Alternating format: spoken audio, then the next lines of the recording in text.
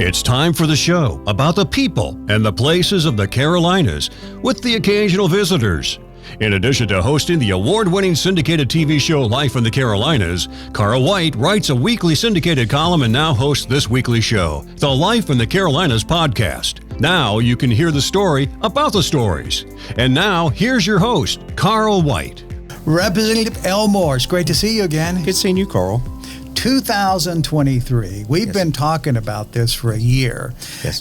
22 being, a year of all sorts of ups and downs. Yes. But 23, I think you and I talked in December, and I asked you if you would be available the first of the year for us to have a conversation about the progressive things, progressive as in good things Sure. that are happening in North Carolina, things that are happening in Raleigh. From your standpoint and observation, you've now got 6 terms, right? Yes, going into my 6th term. So you've been doing it for a while. So why don't we get into this with a thing that I think a lot of people care about? Sure. Don't know a whole lot about how it works, but let's talk about tax reduction, because that's something that your office sent some notes to me, and I'm reviewing this. I'm like, oh, there is a tax reduction. It didn't seem to be big, but it's more philosophical in what it does, isn't it? Sure. And a lot of it has been a process over the past decade in my service of how do we reform our taxes in North Carolina to make put more money in people's pockets, but also create a positive business climate to create a growth climate. Mm-hmm. And between the efforts that we've made in the past decade, all of that is rolling together, and each year it progresses more, and it is working with the amount of growth that we're seeing. Let's talk about it, because we're looking at a reduction in North Carolina's 4.99 personal income tax will fall to 4.75 in January. So, and that's happened now. That's just a small movement, but what does that mean about the climate and the state of affairs financially in North Carolina? Well, what it does is we find that as more people have more money in their pocket, right, that money is expended on various activities. We're seeing massive growth in our outdoor economy.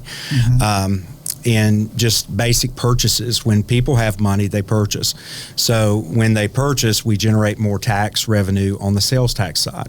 So we find that the income tax, many times when a business is looking to locate, they look at a corporate tax rate for the business itself, but they also look at the income tax rate for their employees before they base somewhere. Also, it helps make it quite attractive for retirees that are on fixed incomes and they are paying income tax on those fixed incomes. The lower the personal income tax rate, it makes it very attractive for them to move into those low tax areas. So when you started, the committees that you're on appropriations, education, you're involved with all aspects of education in North Carolina. What was that process? How hard is it to set with other representatives with different ideas to actually get taxes lowered in a time when there's a lot of things that need to be done, right? Sure. A lot of it is fear. Because with this model, you have to have a little bit of faith that when it drops, that the money will roll back into the economy. So you're seeing the growth on the other side of the revenue, dealing with the sales tax. So when we first started doing the reforms, I'll be frank with you, I was one that was like, is this too quick? Do we need to be this aggressive? Do we need to put triggers in place? Our first tax reform package that we did several years ago, it had a trigger. So if the revenues didn't meet a certain marker, the next reduction would not take place. Well, when you go into it and you start doing these reductions, the growth has happened. And the growth in North Carolina is positive. We're kind of a outlier with the rest of the country. There's just a handful of states that weathered COVID in a positive way, that are seeing revenues surpluses, and we're one of them. Right. So the policies have worked. So what's the big deal about a tax reduction in North Carolina? The biggest deal is it puts more money in people's pockets, so they have more freedom with their incomes. When you have more money in your pocket, you have more economic freedom. Right. I think we see that all the time, right? We see that if you get a raise, people spend more. So if the stimulus money came, people spent it. So it's not like they put it away and did nothing with it. No, we did see for a little time period, people were. Right. But it didn't last. It didn't last. It didn't last. It did not last. More money in people's pockets. Economic freedom is important. And some people make bad choices, but other people make good choices. So, that's right. But that's America. Yeah. That's what makes us great. That you're exactly right. It is. Yeah. Well, tax reduction. That's great news. Yes. But something else that I've heard about happening. Maybe you could talk about a little bit. Tell us about the North Carolina Zoo expansion. Oh, very exciting. We have funded the expansion of the Asian exhibit. So it will be a total rehab, and the work has already started on about 10 acres. Our zoo is one of the most remarkable things that we have in the state. We have, I believe it is the largest in the country, maybe the world, in the size of our zoo. Right. And what we pride ourselves with the zoo, it is a natural habitat zoo, which is very different. So when you go to one of our exhibits, it looks like the safari, or it looks like the environment that the animal actually lives in. And it's very exciting. The Asian expansion is something that the zoo has been desiring for years, and we just never had the money available to be able to get it started. So we bit this chunk off, and we are going into it. And our zoo is extremely happy. Our zoo is a huge tourism driver for Randolph County. They're very excited at the local level. So it's neat stuff. Yeah, I love the zoo in North Carolina because it certainly is a location that rivals any other zoo in the world. Yes. And I love the fact that we have this opportunity to see animals in their natural habitat. Yes. As an educator, that has to be something that means a little bit more to you than maybe some others. Oh, it's huge. And I think many times, because the zoo is well established and has been for years, North Carolinians assume that every zoo is this way. Mm-hmm. And that's not true. We have a true gem right in the middle of our state, and that's another advantage of it, where it's located. It's pretty much in the central part of our state, to where any school child from different school groups can get to it with relative ease, and that's exciting. Now, when this came up, was this part of? I know you're on Appropriations. Yes, you're the chair there. So was this something that had been being presented over the years? Oh, yes, very much so. It's just like your own household budget. Right. You have things that you would like to do, but it may be out of the availability of your finances to be able to do it, but you know that you need to get that done. So for the North Carolina Zoo, this was a goal, and we were able to meet that goal for them. In the Carolinas, in North Carolina, we have a significant Asian population. We have a lot of people from around the world who live here. One of our favorite holiday traditions is the Lantern Festival. Oh, yes, in Cary. In Cary. So talk about that for a moment. I mean, is this also a bit of respect not only for this part of nature, but also for part of the citizenry? Oh, sure. I would argue that. They're trying to make the zoo a reflection of all environments around the world. So when a child, let's talk about a school-aged child, can see what the different parts of our world represent all in one place, and it looks as much as you possibly can to the actual habitat. So it's a win-win. Yeah. I kind of think we're better together, right? I mean, that standpoint, especially from the standpoint of education and children, when they have the opportunity to go to school with people that don't always look or sound like themselves, they grow up in a more caring, understanding way, right? Oh, very much so. And I think North Carolina is a excellent example of diversity. It has changed so much, even in the past decade.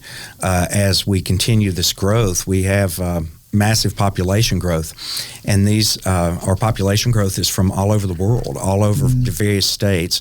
So we're seeing a lot of diversity in our state that you would not have seen 30 years ago. Yeah, that's exciting. Okay, so we've got tax reductions. We've got a great addition being added to our zoo. Let's talk about other economic growth in the Carolinas. Are you seeing a lot of things happen in diverse areas? Oh, very much so. It's very exciting on several different metrics. I've got sheets that talk about them. CNBC has named North Carolina number one state for business. We were named. Let me pull this one up so I can make sure this is right. Business Facilities named us the State of the Year for 2022 for placement of new companies. We have expansion dealing with companies, Amazon, Toyota, Boom, Fujifilm, VinFast, which is an electric car company. We've been striving the entire time I've been in Raleigh to try to land a car manufacturer, because not only do you get the benefit of the manufacturer itself, you get the benefit of all of the ancillary businesses that are tied to supplying the auto manufacturer. Just like in upstate South Carolina. Yes. With their manufacturing facilities there. I've interviewed people who, not only at the factory, but then all the people, the little companies that are servicing, making fabrics and nuts and bolts and all these little things. Literally hundreds of companies are serviced by that. Yes, and it's so exciting. Where that is placing is in a mega site that's really not far from the zoo that we were just talking about. It's a combination of Randolph and Chatham counties is where it's located. And that's a relatively rural part of our state. So with VinFast placing there, it's going to create quite a bit of growth around that area, and then the ancillaries that come along with it. So is there a projection on how many other supporting businesses might evolve out of that? We estimate it in the billions as it grows out. And one of the policy changes that we made, we wanted to encourage with our economic incentive packages that these ancillary businesses that spur off of it, if you do place in an economically distressed area, that we would increase your basically your economic package that the state presents to you because of the anticipated growth from it. So it's not only helping the state as a whole, but it's helping that community evolve and grow. And so people in that community that may have been able to only get a $14 an hour job might be able to get a $20 or $30 an hour job. You're exactly right. And I think the face of that whole region of our state will change in 10 years from now. It'll look very different, all because of this economic placement of VinFast. And that's not really long, is it? No. And it's an electric car company, which is very interesting. You know, the EVs are the new up-and-coming thing. So it's very cutting edge right here in North Carolina. Yeah, that's exciting. It's exciting stuff. Krispy Kreme is a familiar North Carolinian company. They've even announced expansion to their headquarters in Winston-Salem that total over $5 million. Another thing that's been very interesting is the hosting of esports events. We created an economic fund to attract esports, which this is where competitors come in and they are competing with one another via video games, and then spectators are watching these tournaments. That was something that you were primarily seeing in New York, and we created an economic fund to draw those kind of events down into North Carolina, and there's already been 2 or 3 held. They draw thousands upon thousands. Were you amazed when you first learned about that? I know I was just blown away. I was like, it was unbelievable. These kids are making hundreds of thousands of dollars. Yes, I was shocked. Sitting in a chair, I was like, wow. Sitting in a chair, and then what shocked me is people watch it, you know, and the competitive nature. So it's just like a major sporting event, except it's all digital and through video games. How times have changed. It's like the old days of wrestling. Yes. It reminded me a little bit of that because I talk to kids who watch this and older people too, who have really gotten into this. And there's movements and excitements, and they really are into it. So, and what's neat about our economic growth in the state, when I named just these handfuls, and I get announcements every day of such and such is expanding 50 jobs. Hendrick Motorsports has announced an expansion in Concord with their facility that's an estimated additional 50 jobs. It's not just like we have landed one major manufacturer. It's all sectors from food to racing to pharmaceuticals to biotech. So we're creating an economy, or economic growth is diverse. And that's so positive, because when we hit an economic downturn, because your economy is so diversified, the hit isn't as bad. Like there's some pressures right now on the tech sector. Right. And there's been some layoffs announced this week, not necessarily North Carolina, but more from a nationwide perspective. Sure. But with this diverse economic growth that we've experienced, if we do see the tech sector weakening some, we're experiencing such growth in all sectors that it doesn't hit us so hard. Let's break that down and talk about it if we compare and contrast now to 60 years ago, when, Sure. Or 100 years ago, when we had a nation that was built, from the textile standpoint, Yes. the steel business, Yes. the farming business, the cotton business, the soybean business, the tobacco business. So once those, I know farmers who grew tobacco for 60 years, Yeah. and now they're growing grapes because that market is not there for the tobacco anymore. So that there were not just a few people doing that. There were a lot of people. Yes. So that's a bit of what you're talking about, right? Very much so. I mean, as a state as a whole, we were transitioning from agricultural-based, still a strong agricultural Right. sector. Agriculture is number one economic driver in this entire state. That's right. No question. It dwarfs everything. But as time morphed, you moved into the textiles, you moved into pure manufacturing. But what was the disadvantage of a lot of that? You would have your mill town. Mm-hmm. So the entire town and the infrastructure of the town revolved around that textile mill or Right. that furniture factory. Well, when the downturn hit, you annihilated whole communities. Mm. This type growth that we're seeing is different because of the diversification of it. Right. You have growth in all sectors. So if you go into a Wake County and you go into a neighborhood and you start asking, where do you work? Where do you work? Where do you work? You're not going to hear the same answer from 5 houses in a row. And that's a good thing. So, Representative, do you imagine that it's because I've been thinking about this as well. Do you imagine that some of the reasoning behind this is these businesses, the new businesses Sure. that are coming, by their very makeup, many of them are global anyway.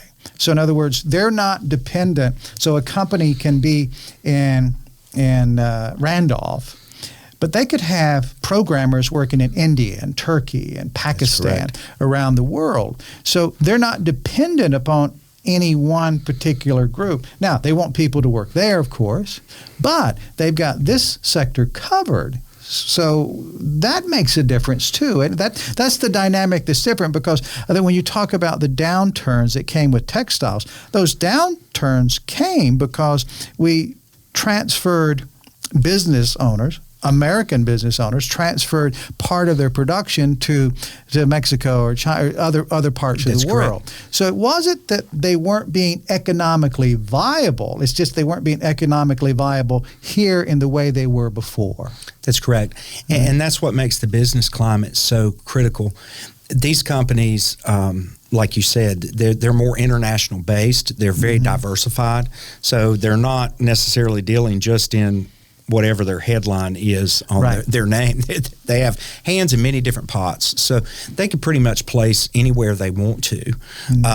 And you've got to create that environment that they want to place here with their brick and mortar. Right. And I think that we've accomplished that through tax policy and through economic incentive. And quality of life, right? And quality of life. From the mountains to the sea. I think that's a huge driver. Huge. I mean, I think that's because there again, it's that whole notion of, okay, here's a company that's broad. If you look at Lowe's, you look at, they started in Wilkes and went to Mooresville, and now they've got operations in Charlotte, doing all these things. But they've got people working at home that never worked at home before. That's right. Their models have changed on a lot of things. Still a great corporation, but it just evolved. Right. It evolves, and but the lifestyle that you're talking about. Let's just pick one of our urban areas. We'll pick Wake, since that's where I'm heading later this afternoon. You have a move-in that their company has moved them from, let's say, Minnesota. Mm-hmm. They're placing in Raleigh, Wake area, to where you are a couple of hours from some of the most beautiful beaches on the entire East Coast, and you're a couple of hours to some of you could go skiing this time of year, 2 hours the other way. Today you can go and skiing. Technically, if I wanted to have a very long day, I could put my toe in the ocean at Wilmington and be on a ski slope by the afternoon. Right. How many states offer that? No. That's the beauty of the Carolina. I mean, we've been doing these stories for 14 years, and everything we talk about, the thing that I get the most calls, the most emails about, the most text messages about, it's about the beautiful experience in the Carolinas. Yes, it's what we've got. It's where we live, and we're nice people. Oh yeah. The only negative I've ever heard from an out-of-stater, you were talking about YouTube. It was posted on YouTube. They said you better like trees. If you move to North Carolina, you better like trees because trees are everywhere, and that's a good thing because I like trees and I like oxygen. So I do too. We have a symbiotic relationship there. I like trees. Yeah. Well, as you know, education doesn't translate to absolutely everybody on Earth, right? Never. Trees are there. So we've got a great zoo, economic growth. I think it's just an evolving story, and it's just such good news. Yes, I mean, I honestly think this is the first of the year. I think every month we could talk about some area of economic development and growth, somebody new coming in, and we would be talking about new faces. New ideas. That's right. And there's that much happening. Yes. And as I said, I get updated weekly. Right. And they're from all different parts of the state. That's what I find wonderful. I'll get an update and it'll say Transylvania County business is expanding. So that's good. And that's not true in all states right now. No, it's not. That's making us the exception to the rule. Well, when people get here, that there's a new job, there's a new opportunity, new companies in town.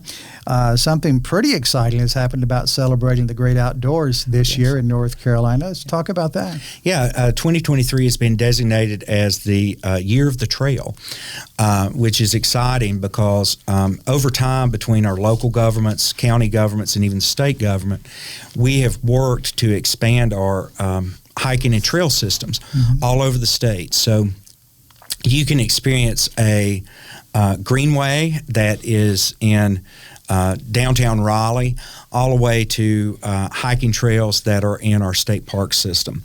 And we want to celebrate that from our Appalachian Trail that runs through the mountains, and then the goal of having the Mountains to the Sea Trail completed to where theoretically you could walk from the western part of the state all the way to the coast, like we were talking about before. Sure. I would drive it. But theoretically... You need to stop and have a hike every now and then. Yeah. Or a gentle walk. And it is exciting. And we've seen the expansion. And I do think that COVID really brought a lot of this to light because folks were cooped up in their homes and they needed the physical activity. And they started utilizing these trail systems more than they ever had before. And it's good stuff. If we think about that for a moment, and the idea of COVID doing that, because there were a lot of bad things that happened during COVID. My list has grown. I've lost over 50 people that I had knew or interviewed over the years. That's a lot of people. But things like this have happened, and the idea of a reasonable percentage of the population discovering the great outdoors again, that just might be a more positive thing that happened that can affect us in a great way moving forward. It might even make up for all the loss we had in that 2-year period. Sure. I think people realize the need for physical activity. We were talking about beauty just a few minutes ago. A lot of times you get in your routine. Right. We're almost like ants sometimes. You're focused on the work. You don't even really see what's around you. I think COVID did help a lot of people realize, well, gosh, I live in a beautiful place, and these trails help people see that, and it's a positive resource for folks in their communities to be able to utilize a greenway that's just like ours here where we're doing this broadcast. Is just, I mean, I could throw a rock at it. It's not far. Beneficial here locally, but then you get into more serious hiking and things that we have that to offer too. Does it mean more for you now because you've done a lot of things? So you're not a teenager anymore. You've been serving as an educator. You've been serving public office now. Yeah. So you're sitting in your office in Raleigh, and it's a stressful day. Sure. A lot of things are going on, a lot of pressure all over. Does it mean more to you now when you say to Sarah, your assistant, like, look, I got to go take a walk? Yes. I'm going to go take a walk. Is it more therapeutic for you now than it used to be? Oh, definitely. I just had a birthday, Carl, so I totally understand what you're talking about, which thank God for birthdays. Yeah, it's better than the alternative. That's right. Yeah. Oh. Thank you for another year. Yes. But, definitely. And I think with the stress that brought people, you were talking about working from home and things. Yes, they realized I need that breather. Right. I need that breather. So the celebration of the trails is very exciting for 2023, and it was nice to pass that legislation to say, yes, we are celebrating with our Department of Cultural and Natural Resources, with all of our local municipalities, that these trails are not just a fluff type item for a community. They are more essential than ever. I think fluff would be, whoever would say that's such a mismark, because it's essential. I mean, it's essential for physical health, mental health, yes, which we're going to talk about shortly. Yes. But I mean, that's such an important thing. So why don't we do this? Why don't we do this? We will commit to doing, I'll commit to doing something if you'll commit to doing it. We're not going to do it today, but we'll do an interview on a trail. Oh, that would be fun. Not the big one. No, we're not going to walk to the coast.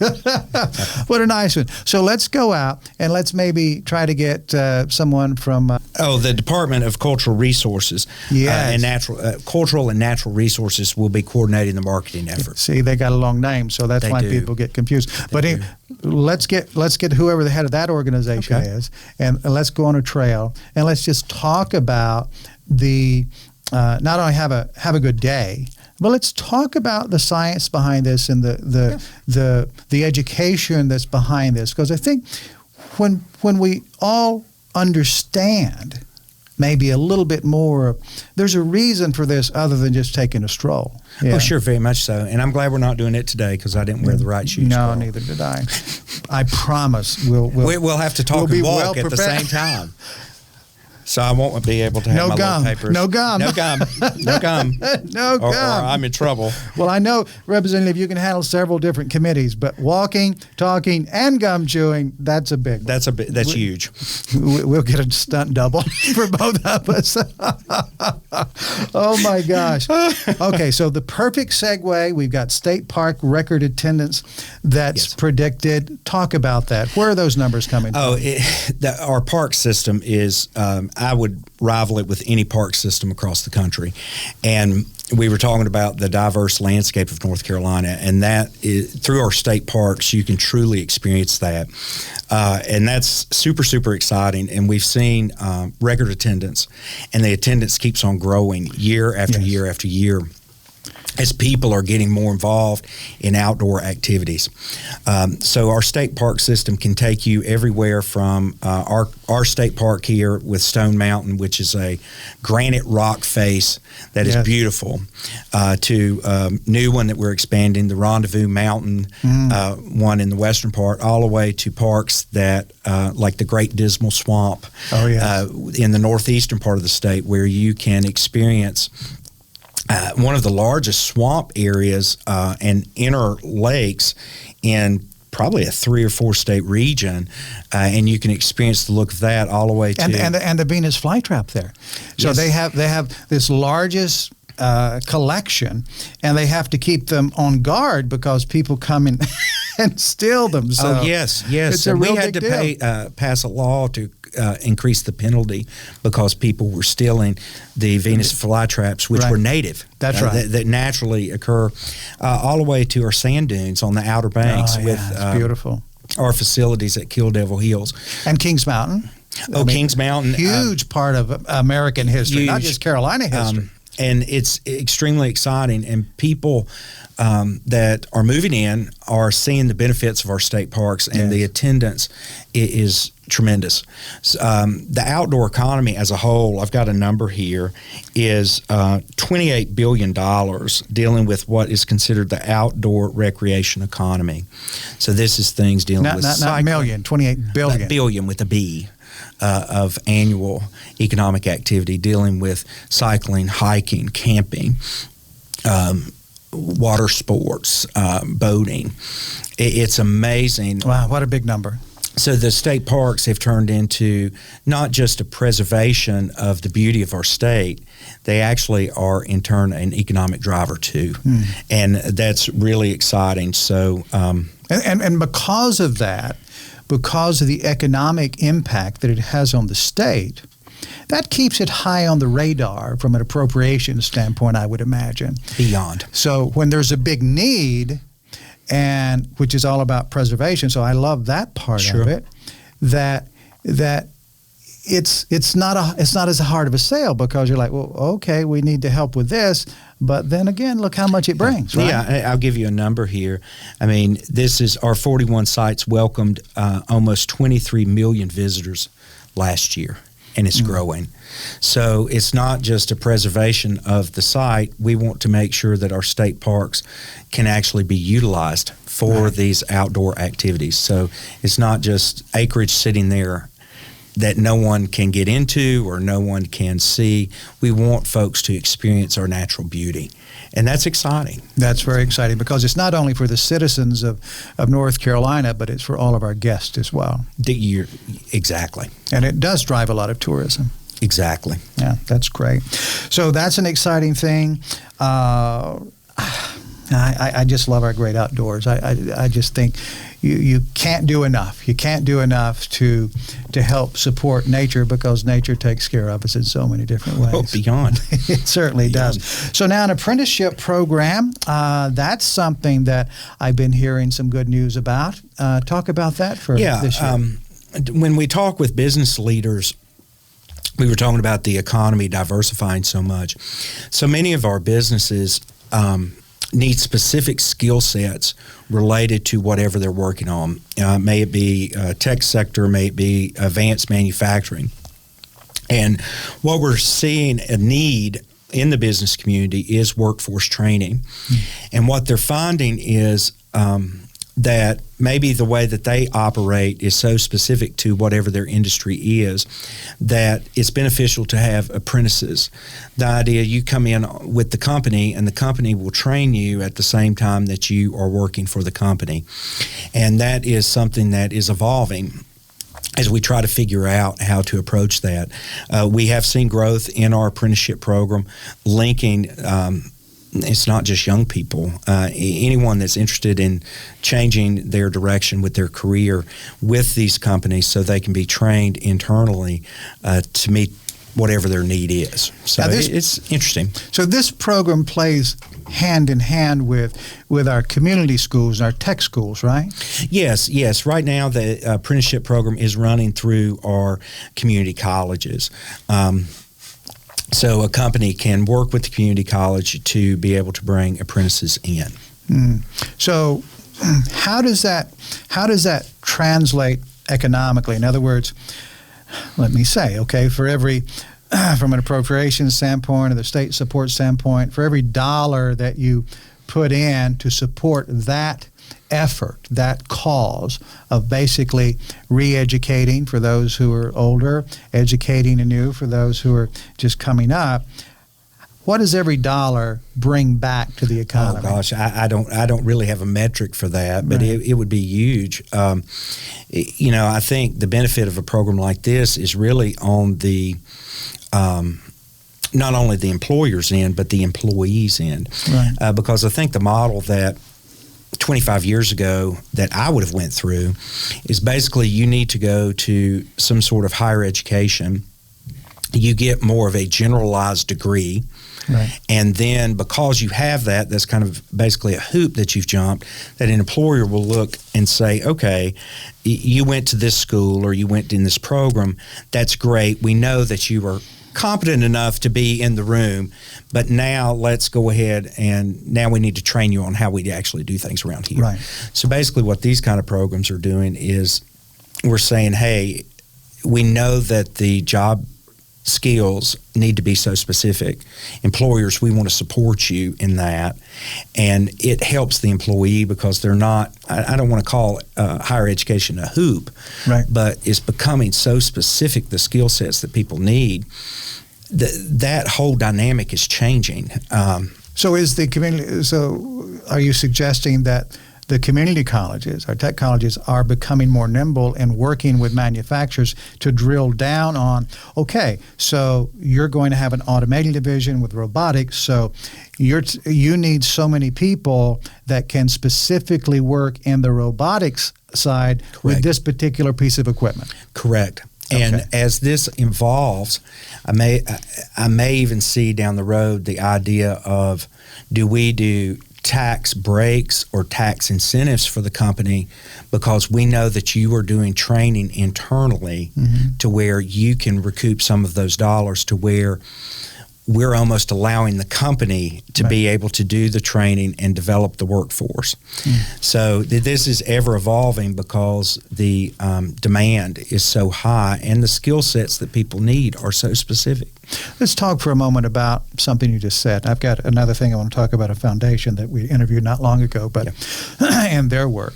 But when you say tax breaks and you say incentives, that makes some people nervous. Sure. But it sounds to me like what those initiatives do, you're banking, you're as they say, you're banking the future, because if you have an initiative or an incentive, I'm going to tell you my idea and you tell me, Sure, correct that.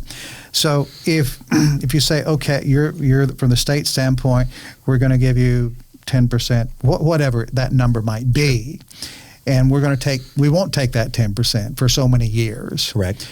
But if that will facilitate the hiring of 1,000 more people who are making a lot more money than they used to, then it works out, right? It does. It's just like any other investor. Right. What we are looking at is a return of investment when we make that investment with your taxpayer dollars, and we make sure that we are at minimum going to get what we invest back. But that doesn't please us. We want to get more, so it's on top of. So yes, there's a lot of thought process before an economic incentive is given. But when it comes to the educational aspect and helping people get to another level, that's a quantified investment into human development. Very much so. You're changing the life of Bob and Tammy and Kwame and all these other people. Yes. You're helping advance a human being to a better place economically. Correct. And I mean, I'll use your business here as an example. I mean, you imagine if you could bring in a person in an apprenticeship type program, and they have interest, they have the computer skill set, but yet they don't understand the true metrics of what you're doing here specifically. You're able to train them in how the operations work here. Hopefully, this plays with retention. That's the reason why the companies are so interested in it. Right. They like it here so much. You're going to hold that employee for a 5-year period, right? Because you did that internal training. And then they have a skill set that from here, they're able to maybe start one of these again or work for a bigger entity. That is happening with this program, and that's exciting. And I think this program will continue to morph, because maybe in the future I can say, well, Carl, we will give you a tax break if you will take an apprentice on, and then you invest your resources in that apprentice. So it's the more we invest in human advancement, in human health, in human not just survival, but human growth, Sure. the better we are. Very much so. Okay. All right. I'm just trying to break it all down so I can understand. Because, when you said in Raleigh, and the idea of being on the appropriations, being head of the appropriations, education, those are really big ideas. Yes. We talk big ideas. Yes. And you got all these, laws and things. That's your job to do those things. That's right. But to break it down to where we understand from a citizen's standpoint, I think we're better when we understand. I think there's less confusion. I think, if there's a good idea, say, I can wrap my head around that. There's a reason I shouldn't litter. There's a reason I should support the arts. There's a reason I should do whatever. That's right. It is. If we break it down, it affects somebody. Everything affects everybody. So, Representative, let's talk a moment about organizations outside the college system themselves. We had an opportunity to interview the Leonard Herring Foundation director, and to me that was amazing at what they're doing. Yeah, entities of that nature, I think what makes them so critical is they're more nimble than our systems.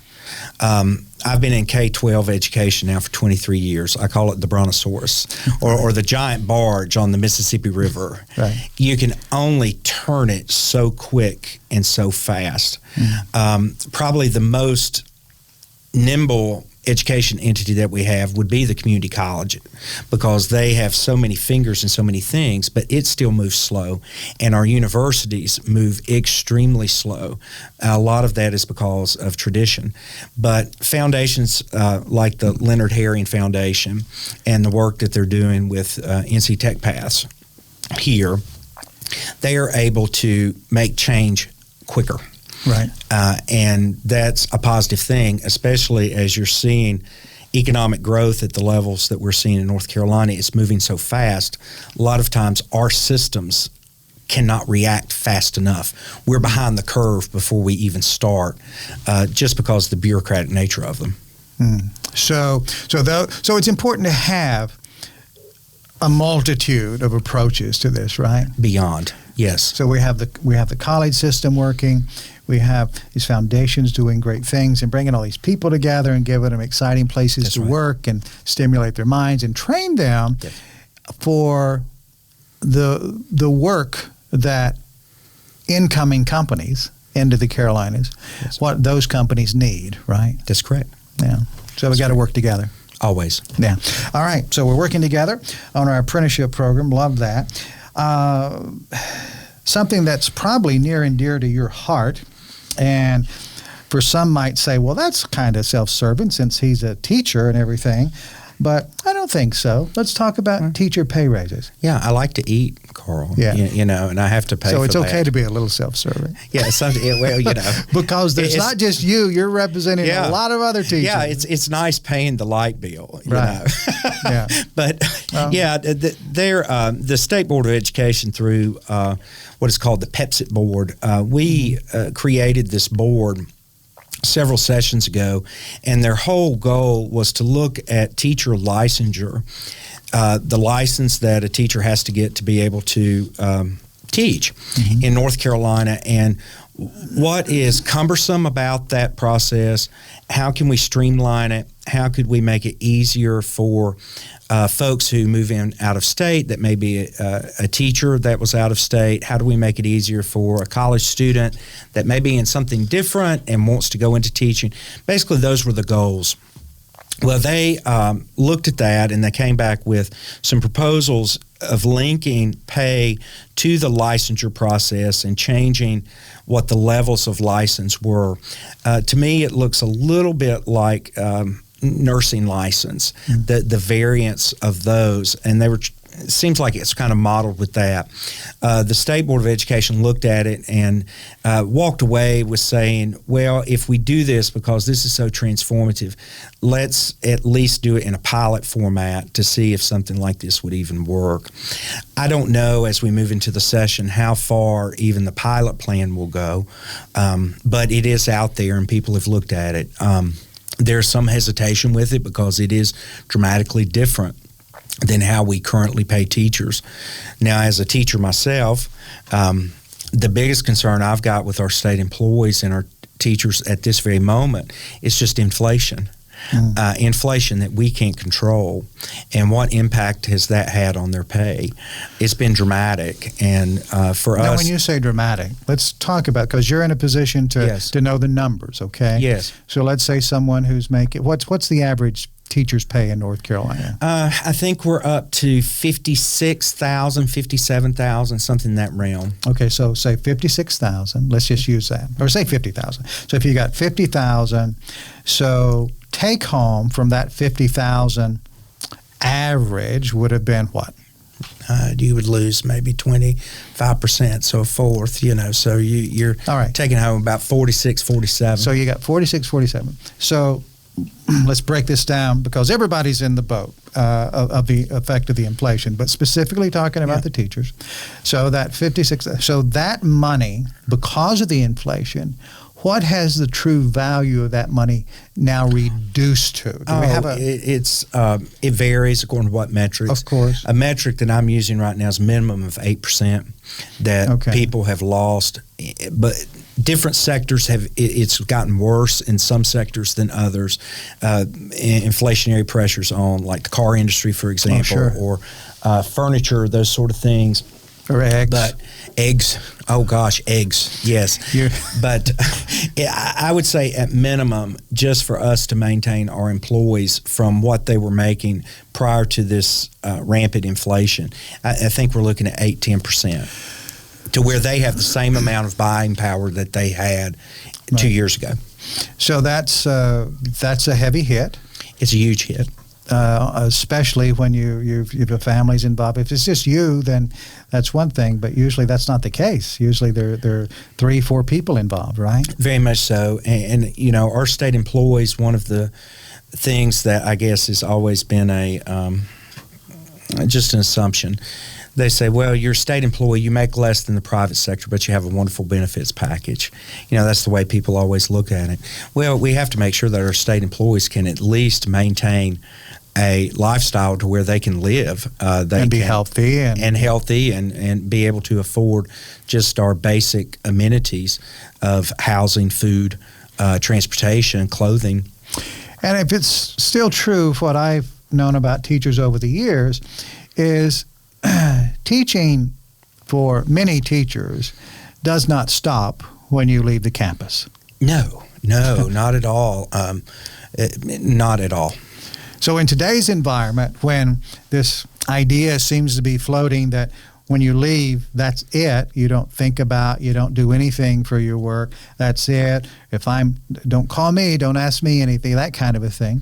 And I'm not judging that either such way, but specifically the teaching industry, that's something where teachers are taking work home. So you've got this day job, and then you've got basically what amounts to a part-time night job. Sure. Is that accurate? I would compare it more to the type job that you're always on call. Mm-hmm. Yes, you do get to go home, but there's always a responsibility that comes with it. It can be the papers that you're taking home to grade, or it can be the dance duty that is for the homecoming dance that you are needing to attend an extracurricular activity. The tennis matches, because you're collecting the gate money. All of those pressures are on our teachers all the time. So you can go to work and your work day is going to be a 14-hour day, and you know it just because the way that the days are falling. So for those who are curious and they start to do the math, and it's like, oh, wait a minute. If you kind of break down that hourly that our teachers are getting, because of these commitments that they're obligated to do, right? Yes.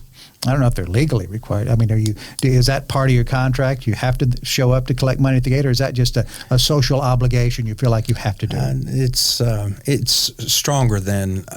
it's a combination. Yeah. So there we are. So our teachers, it's a bit like our natural resources. Sure. If we need to go take a walk, we need to de-stress, we need to have our fundamental education not only there, but it needs to be excellent. Yeah, and it's been real hard as an appropriator. We've worked so hard to target raises in this past decade to not only our state employees, but the teachers specifically, to stay competitive, to show them value on what they do. And with this inflation pressure that we have no control over, that's more of a national issue. Right. Putting the pressure on these gains that we've made, it just seemed null in a matter of a year, right, because of out of control inflation. And now we have to come back to the drawing board. One thing that we passed dealing with the state employees, we stated that there will be no job in the state that makes less than $15 an hour. Right. To where our lowest paid employees were getting paid a higher wage. That was transformative. And now with the rampant inflation, the push that we made there is regressing with the buying power that employee has. So, forecast ahead for a moment. Sure. So the recession is absolutely real. It's here. Yes. It is absolutely a real thing. Yes. We're all experiencing the cost of that. Gas was just the beginning. And we talked about the eggs, and that's eggs and milk, all these things that make up what we eat. Is that 8% that has been lost now, will that kind of come back and we have that value? Or because of the passage of time, will everything else have organically raised in prices to where even though, okay, we're no longer in a recession, things are booming again, but are they still left behind? Are they still in a deficit because everything else has gone up a little bit? Yeah, and that's my big concern, that our employees would be left in a deficit. Even after the recession. Even after the recession. Right. And with budgeting, we talk about both sides of the sheet. We have been doing a lot of expenditures, just like we were talking about with all of these different things that are needed. But at the same time, we've been very conservative with our spending, knowing that a recession's coming, so we can maintain state operations with monies we already have in hand. Right. But coming out of the recession, we want to make sure that, to me, what I want to make sure is that our employees are not worse off than they were before. And if you go ahead and bite it off as you can, it's better than putting it off to where what you have to do is so large that you really cannot do what you need to do. So is the idea to incrementally attack this to where maybe it's, okay, we can't put in all 8% now, but we can do 1% or 2%. Correct. It's correct. Okay. So in the course of 3 years, hopefully within that 3-year period, then we've got the 8% that's been returned, and then everybody is in some sense whole, as if it were before the recession. Correct. Right. So it's not like everybody's got a raise. That's not it. But at least there's been the bleeding has stopped, if you will. That's my thought process. Okay. And once we get through that, if you want to talk about more innovative pay models and new creative ways of doing it, that would be more an appropriate time to talk about it, more so than right now, with us trying to react not only expenditure-wise on the state, because we're in a recession. You're spot on, Carl. But how do we, with our workforce, because that's over 80% of the budget anyways, people. You talk about people, how we make sure our people get through it too. All of the conversation we've had today, everything goes back to the people. It goes back to what is advantageous and beneficial to we the people. That's right. That's great. All right. So here's to incremental pay raises to teachers over the next 3 years, to where hopefully 3 or 4 years everything is back to normal, but not really. But it's better than not doing it. It would be different. Yeah, there you go. There you go. There's a reason that you get to spend all your wonderful time in Raleigh and teaching, and that way you and I just get together every few months. So, and you either your hair's not graying or that product is working really well. Sometimes you don't have to say. Sometimes you have to make investments. That's right. I was trying to have some of my mustache. My barber says, "Don't. If you start it, you can never stop." He says, "I'll do it." I said, "No, let's hold on." Okay, so let's have a little fun now and talk about something that there again, all of these topics that we're talking about today, which I consider to be great news for 2023 because we're dealing with things. So that's fantastic for our teachers. But Representative, something else is happening in the racing world. Talk about that for 2023. Well, we're making NASCAR great again, okay? It's beyond exciting what we're doing with the North Wilkesboro Speedway renovations, that American Recovery money we leveraged with that, but also we secured the All-Star race for 2023 to be here in North Carolina. Which is extremely exciting because it's the 75th anniversary of NASCAR itself. Wow. So by having the All-Star race here, the marketing from NASCAR is that we've basically come back to our roots for our 75th anniversary with one of the most historic speedways that's in the offering. So, well, in the beginning, right? In the beginning. And wait a minute. When you and I sat together last, there was something that you said, "Carl, I can't tell you about this yet because I can't talk about it just yet."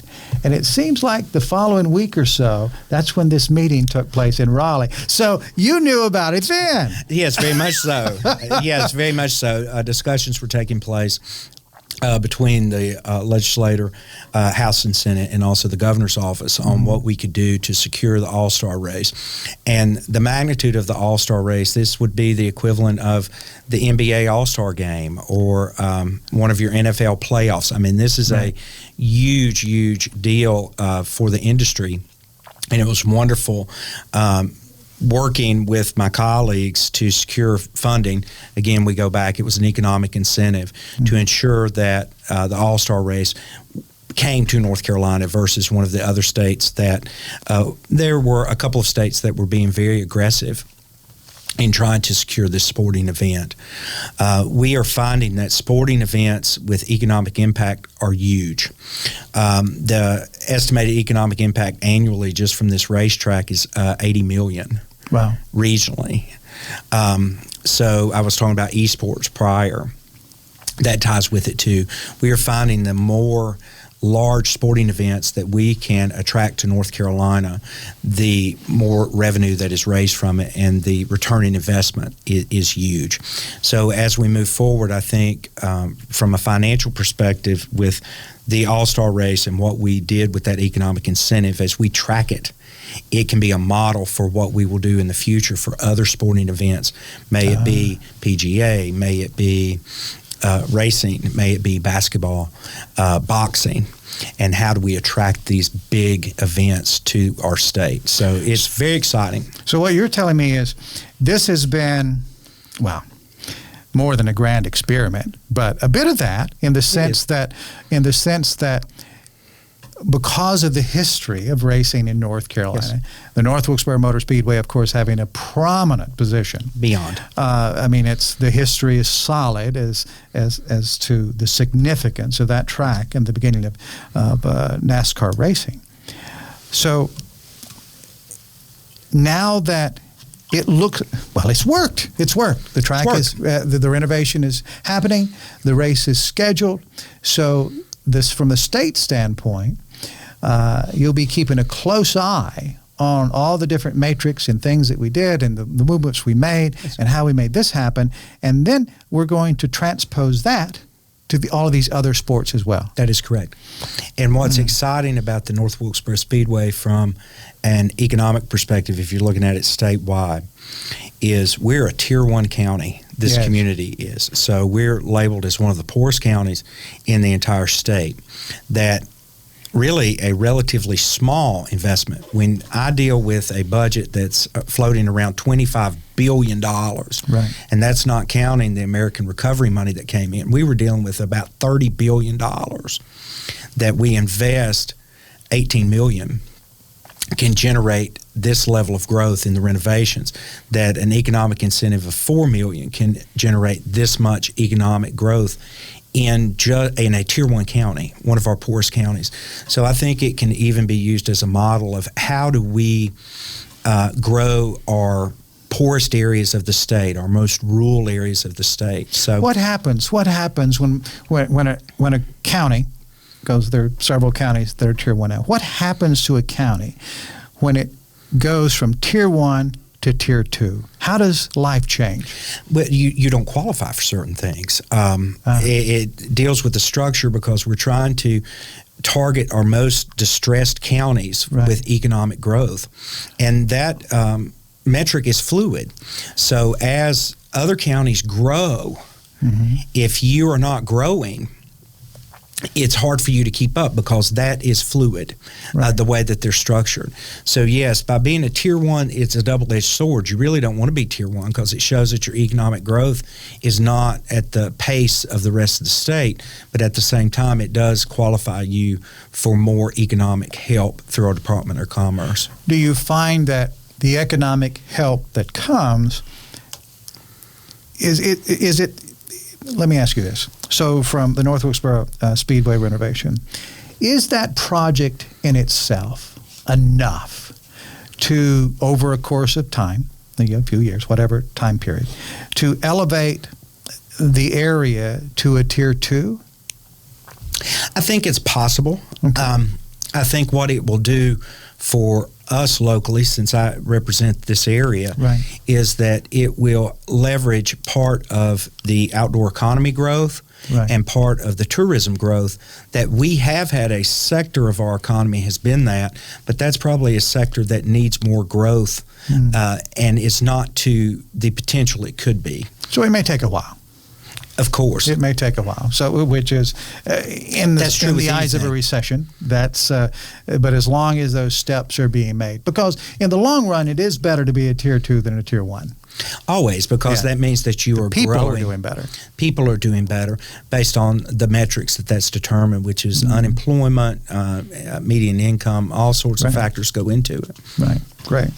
Maybe we'll schedule a visit with the Department of Commerce and the Main Street program folks. Kind of break that down to where we understand the opportunities that are at Tier 1 and the benefits of Tier 2 and how just kind of break down how that works for our small businesses and our business opportunities, because I think that might be something that might shed some light on some entrepreneurs that might say, "Oh, well, maybe I should expand in that area because there may be more incentives or initiatives because quality of life is good there," right? That's correct. And just off the top of my head, example would be if you are doing an employment expansion and you say that we are going to create 50 jobs, the metrics that you have to meet are not as stringent, and the economic help that you get from the state will be at the maximum level allowed compared to your Tier 2 or Tier 3 counties.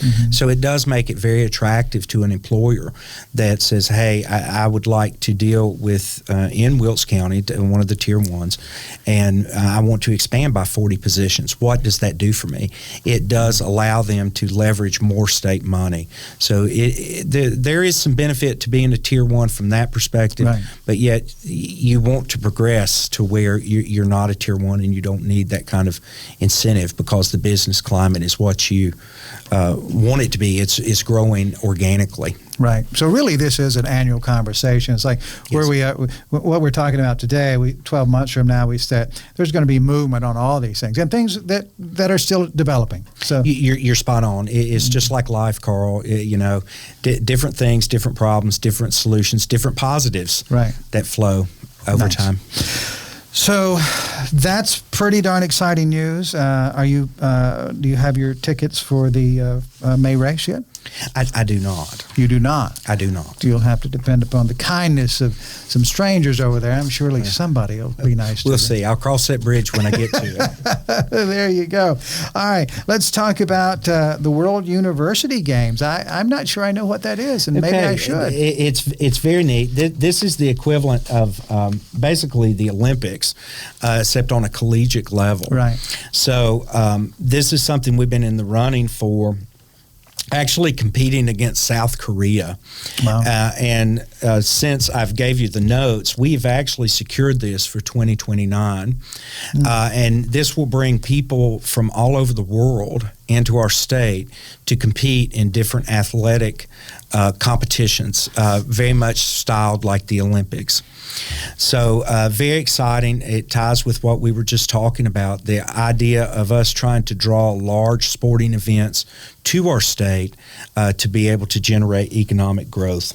So it's very exciting. The first World University Games was held in 1959, and it's geared towards student athletes that are 18 to 25. And they have 15 different sports, including track and field, basketball, gymnastics, swimming.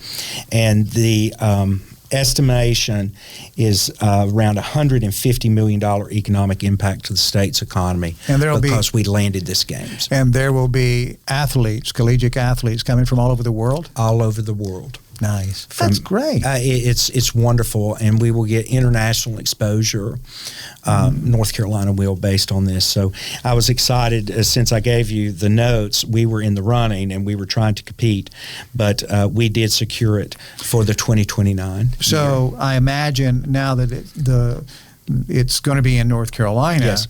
I would imagine before long, if they haven't already started. Well, I'm sure there were some preliminary visits, right? Oh, yes. So have the locations been chosen yet? Yes, it's going to be based basically in central North Carolina, and we're going to be leveraging our university's facilities to be able to schedule where these events will take place. So you may have track and field at a certain university, this at another one, this at another one.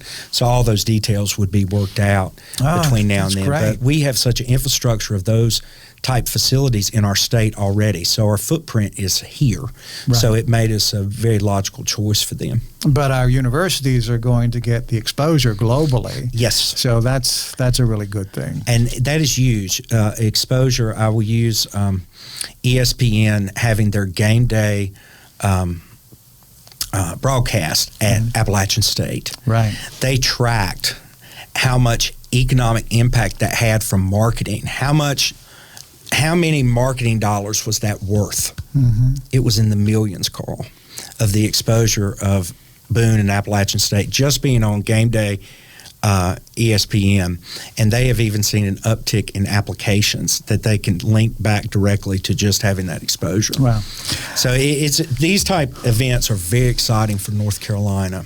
You know, I contend that anytime any of our sporting activities from the American Legion ball program in Shelby, this program that you're talking about now, anytime that we can show off the region, it's going to have an impact. And so that's from the televised standpoint. I followed a few stories of the American Legion. I would follow some of the families that came to North Carolina and had the experience. And a lot of times the team that they were with, that might be a few years later, but they would come back and they would talk about the culture, the food, and just how people treated them. Yes. So it was that wonderful experience. So if we've got collegiate kids coming from all over the world, and they're here for their game, but I get excited about the idea that this kid that's in a game, maybe they didn't win, but they were really treated well. That's and they loved the place. And what happens if when they go back to their homeland and they get their degrees and they end up being a doctor or a scientist? That's correct. And they live here. That's right. That happens, doesn't it? Yes, it does happen. Mm-hmm. And I will tell you from all my years of teaching, you're talking about how people treat others. The kid will not remember what they were taught, but they will remember how they were treated. That's what it's all about, isn't it? That's what it's all about. And North Carolina being able to host these and tying back to the Speedway for my district, the North Wilkesboro Speedway is going to have international exposure. It already has, right? Already has. Just the idea that this is happening. And tying back to prior conversation, our esports. Right. All of these events give us that exposure to where we can show what North Carolina is about, not only physically, but what our people are about. Right. And it's exciting. Very exciting times for 2023. So how do you feel about that? About 2023? Yeah. Well, I think it is a positive time, but there's still always things to work on. Yeah, that's right. That's the plight of man. Well, I asked you how you felt about it. That was kind of my lead-in to our next topic, Okay. Sure. which I love. I absolutely love the fact that number 10 is on our list to talk about for 2023. I think this might be one of the most important things that we can talk about freely, Sure. because I have, over the years, I've interviewed a lot of people around this idea, a lot of military folk, a lot of people that have come to a point in their life that this next subject has meant something to them. And people who are, well, as I said, I don't know, 8 years ago, I never will forget a conversation I had with the head of the USO, and John Falkenberry was there. Now, he's now head of the Medal of Honor Society. Yes. And he's been on the show a lot of times. And I said, John, because every year we do something with the USO, and I said, Sure. for our Christmas special, and I said, John, what's the biggest thing we need to tackle this year? What's the most important thing for us to talk about? And he says, it's suicide. Yes. And suicide with our military folk. And I'm like, what? And then we talked about it. We had a long conversation. And this has been brewing for decades. Yes. So it's not, the problem isn't new. It's kind of like when the strongest of our strong in our minds, how we imagine our military folk. And when it's now to the surface of it, and it becomes so important that they've got to talk about it. That's because they're talking about it, the dealing with the emotional things is the most important thing. The need for mental health and the lacking that we have with our mental health system in many ways.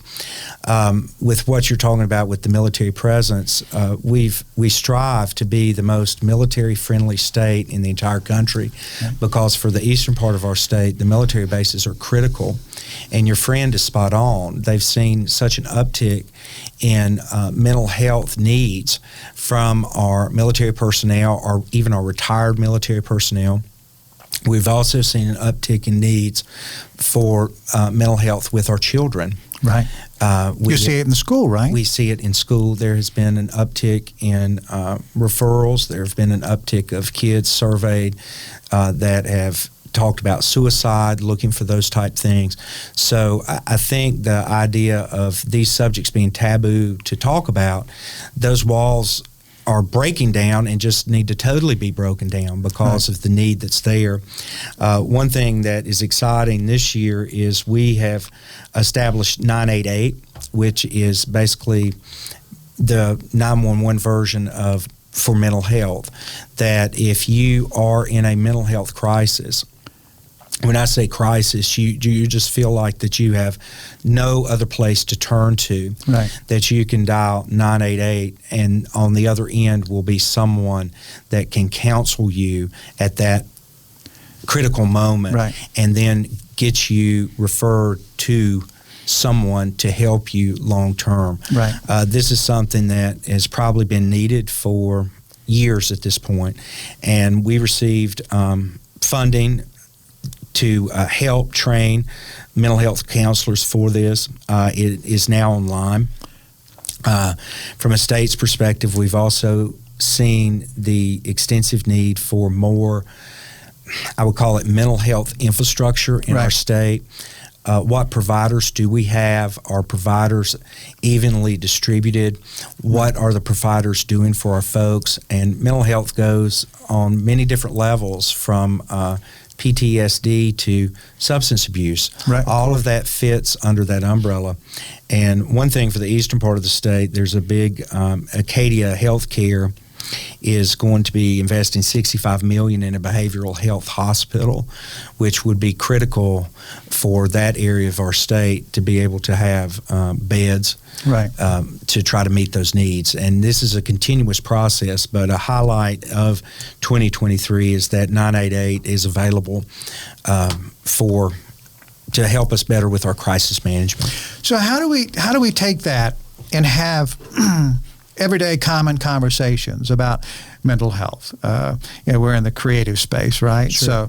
So I don't know if there are many days that don't go by that somebody I know is a little having a moment. Sure. Sure. But that might be part of the creative process. That might be a little bit different. Could be your industry, right? Yeah, I think it might be. The entertainment industry has a bit of that going on. But I think all industries have a bit of that going on. The only difference is a lot of people in the creative world are much more open in talking about it. Sure, very much so. It's not a taboo. It's definitely not a taboo for our conversations in broadcast and our podcasts and radio. It's not a taboo there. But when we see it, I would imagine, just because humans are humans, that when this first came up on the floor, right, as people were first beginning to talk about this, I would imagine that a good percentage of the folk in your position, people who were voted into office, didn't get it. They didn't think that the need was as big. And then you'd have some that would be like, oh my gosh, we needed this 20 years ago, And then it's like, oh, we got to put 10 times, toward that. So people are at all different levels. I think so. And I think a lot of that, people are more aware now than they've ever been. I think when you use the term taboo, the taboo nature of it kept this need hidden many times. But members as a whole, I think when you see case-by-case basis, that's where it really touches you. Like our majority leader, John Bell, Seymour Johnson's in his district. When you have that vet that comes and says, I had a major episode, and it is difficult for me to even work because of what is happening with my mental health. Those personalized stories really helped our legislators realize what the need is. And then from me working on the education committees, and I get data that's telling me that we have a major uptick in counselor referrals. When we survey our kids, it's at the highest level of them saying, yes, I've had a mental health crisis. I've had anxiety attacks. I've had suicidal thoughts. I'm doing searches for information about suicide. It really makes you aware that the problem is more predominant than what we realized, and then two, it's going to take a multifaceted approach. This hospital I mentioned earlier, that's very exciting, but that's not a fix-all. Right. I think workplaces are going to have to become more aware of what their schedules are like for their employees. Right. They're going to have to make sure that there are opportunities for their employees for their mental health. Right. And then we need to build a culture even in our schools for our students, that they know that there's avenues to get help if they are in crisis, or for them to even be aware, am I in a mental health crisis? Right. A lot of times a child doesn't have the maturity enough to realize, yes, what you're dealing with is this is anxiety that you're dealing with. This is not just an everyday thing. I think there's so many parts to this that conversation is certainly important. It's odd. We have a heart attack, we have a stroke, we break our legs. That's not taboo. But it's the body. The body has to heal. That might need a lot of help. Sure, and how to even process it from a teaching perspective with students. They don't understand enough about themselves many times just because their age. They don't have the life experience of it. How do we help them create techniques or I don't want to say treatments, but ways to deal with many of their mental health concerns that they may have. So this might be one of those moments that I don't know. You've heard the expression before. I don't remember the origin of it originally, but it's this idea. Well, could you? There was a senator that did this. He said, "Can you break that down and pretend like I'm a first grader. Sure. Right? We see it in newspapers all the time. The papers are written at lower and lower educational levels. That is correct. Right? So, but break that down and explain to me what you're saying. Treat me like I'm a first grader so that I can understand. So maybe mental health is a little bit like that now for all of us. I think it's for everybody. And, we're talking about positive things. This 988 is a positive thing. But this is an issue that will continue to evolve. Yes. And it will continue. There's a need, and there will be a need for years. And how do we tackle it as a society? And it's going to have to be multifaceted. Are folks in Raleigh excited about this? I think that when you deal with a problem of this nature, I wouldn't call it excitement. I would call it more, we know there's a need. How do we approach it? And then we know there's not just one way to do it. Of course. And making sure that when we do invest in what we are investing in to help is going to truly help. Yes. Okay. All right. I consider this a great advancement for 2023. I think so too. When did this start? When did this particular program start? Well, we worked the logistics with the grant and everything, and it went online live this year. We found that the usage of it, preliminary stats, is quite high, to the point that we probably will be making more investments in it because of the call volume. Well, why don't we do this, if you're up for it? Every month, whether we set like this or not, maybe, Sarah, we could get some type of an update, and we'll make that public, of some aspect. And let's take 2023 and add to our list. So this is our year where we're going to talk about great accomplishments in the state, great in both Carolinas. We're going to talk about movements we're making. So we're going to focus on the positive and on the affirmative. A lot of people say, well, it's just all feel good. I said, well, every positive that we're talking about is dealing with a pretty big situation. Oh, very much so. And I think that we need to see more positive. Yes. And see what your government is doing for you. Right. That's a transparency piece. Let me ask you this. So for every gripe that you get, and I mean, one of the people you represent, they're sending you an email, sending you a letter. Sure. For every I don't know if being a gripe is a negative, but for every problem that's heavy that people are dealing with. Sure. So let's say you got 100 of those in a basket. Yes. How many good things do you hear about? I would say less than 2%. Okay. So that's what you hear about. But from what you're aware that's going on, if the people that were having some good times, how is that number? It's going to be a lot more than 2%, right? It would be huge because of all of the things that are happening. This is just a snapshot what we've been talking about today with what's happening in our state. So you're basically getting the emails and calls when somebody's got a problem. Always. So what we want to do is we'll solicit the good news. That's right. From our constituents, right? Yes. From our viewers, our listeners. Let's take a look at what the positive things are. And then we can give a little perspective, right? That's right. That's right. So in all of these areas, because I think it's great. Can't wait for all these things to evolve over the years. We'll keep close ties on them and keep adding to the list because this will be our year. It'll be our year, and I'll recruit you to help us in finding, both young, bright people that, that's a good story. And then, as we said before, some of our friends that are in their 80s and 90s who are running corporations and foundations and doing great things now. I think the blending of those things, oh my gosh, we've got a future. Oh, very much so. And this is always an exciting time of the year. I filled myself with hog jowl and black-eyed peas and collard greens, and I know so many North Carolinians have done the same thing. That's so right. As much ham as we've eaten, this should be the luckiest year in North Carolina history of 2023. But we have good things going on, Carl. I'm very proud to be in the state legislature and to be a North Carolinian because we are the exception to the rule right now in this country in what we're seeing happening in our state. And we need to be grinning from ear to ear because we're truly blessed. Yeah. We are truly blessed. Well, let's celebrate that. Let's continue that throughout this year and next.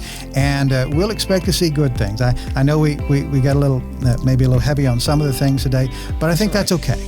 It's okay. It's okay. It's okay. Thank you, Representative. Thank you, Carl. Thank you so as much. always. Thanks for listening to the Life in the Carolinas podcast. If you enjoyed your time with us, please visit the show's website at lifeinthecarolinas.com. Join our mailing list, and we'll keep you updated every week on what we have coming up and other interesting things around the Carolinas. We value you as a podcast subscriber. We'll see you next week. And remember what Carl says, it's never a bad time for a good story.